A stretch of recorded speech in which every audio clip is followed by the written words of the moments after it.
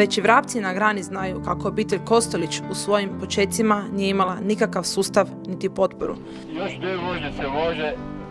Sve je bilo isključivo na njihovim leđima i zato svaki novi napredak i novi rezultat bio isključivo plod njihovog rada i truda. No sa Kostelićima jačao je i sustav koji je bio bitna karika u osvajanju brojnih medalja s olimpijskih igara i svjetskih prvenstava, te ukupno 7 malih i 4 velika globusa. Pogledajmo tko su ti ljudi iz Sjene.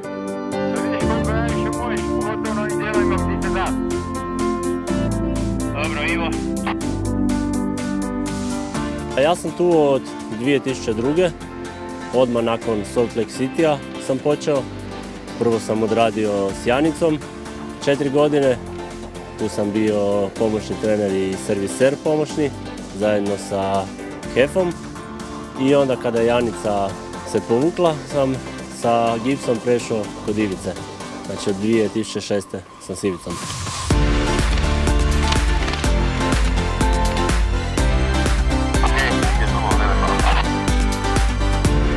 Ja sam se priključio 2 godine poslije olimpijade i od onda sad ovo 8. sezonu. Ja sam u cilju stalno na svakoj tekmi. Ujutro dizanje rano, 6, 7, ovisno koja disciplina je. Odemo postaviti stazu za zagrijavanje. Nakon toga je ogled, malo se raspravlja oko te staze i nakon toga sam s Ivicom na startu ili ponekad na stazi ako treba neka informacija. Prvi lav kad počne u cilju do kraja, do zadnjeg takmičara, pričeka diskvalifikacije, odraditi startne liste, drugi lav od 7 ujutro do 3 popodne. Ivica skupi oko 220 skijaških dana, plus dani putovanja, otprilike oko 250 dana na putu. Jako naporno, ali kad se voli takav posao, onda nije toliko naporno. Ja bih htio biti trener što duže je moguće, a sad ćemo vidjeti. Mislim, prvo je zdravlje, a onda nakon toga se može dalje odlučivati.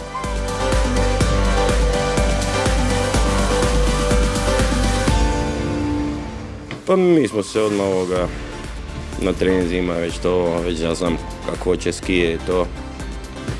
Uvijek naravno hoće najbliže skije, kaj nije uvijek moguće, ali kaj je za njega najvažnije kod skijaša, znači kanti, rubnici da drže i to. To su osnove, a sad maža ovak i onak. Gotovo punoljetni staž u svjetskom kupu ostavio je traga i na zdravlju. Ivica vuče probleme s leđima i koljenom već jako dugo, te su svakodnevni tretmani fizioterapeuta nezaobilazni. Zoran Pršo zadužen je za to da Ivica svaki puta na stazu izađe spreman i po mogućnosti bez bolova.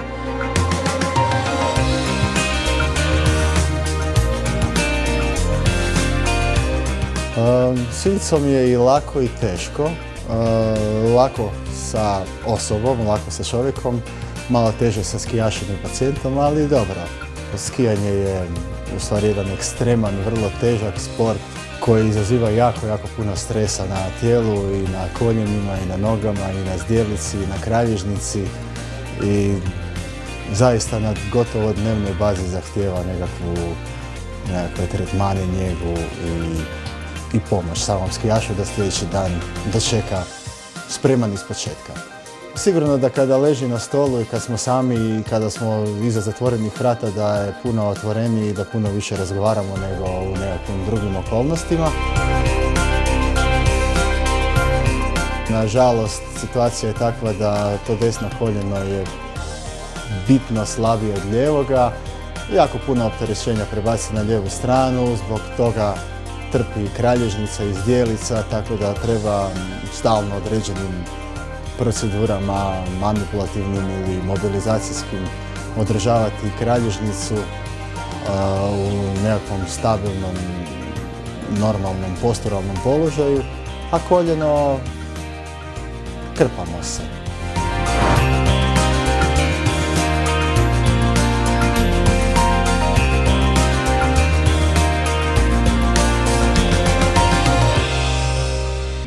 Nakon silnih treninga i utrka ne smijemo zaboraviti niti na vrlo bitnu prehranu. Kada nema hotelskih kuhara, za prehranu je zadužen Siniša Škender, a koga ne znate, čim kažemo Kuki, svi znamo o kome je riječ. On je glavni kuhar reprezentacije, a po potrebi su tu i Mario Mamić, koji je u pravilu uz Kosteliće, te Gostomir Dragić, većinom kao pomoć na velikim natjecanjima.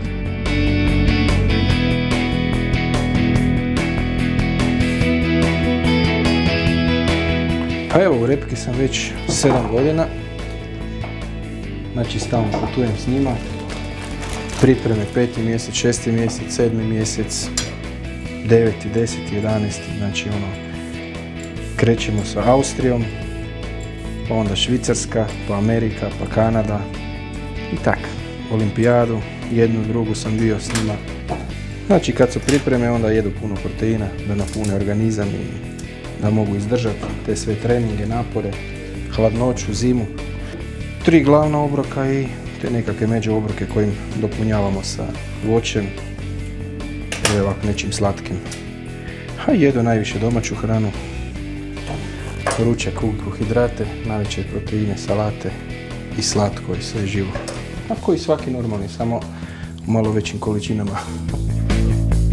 Kako bi ova prekrasna sportska priča dobila svoj početak i kraj, bitno je spomenuti još nekoliko ljudi koje nismo prikazali u ovom filmiću, a koji su itekako pomogli u stvaranju šampiona koji je Ivica Kostelić danas.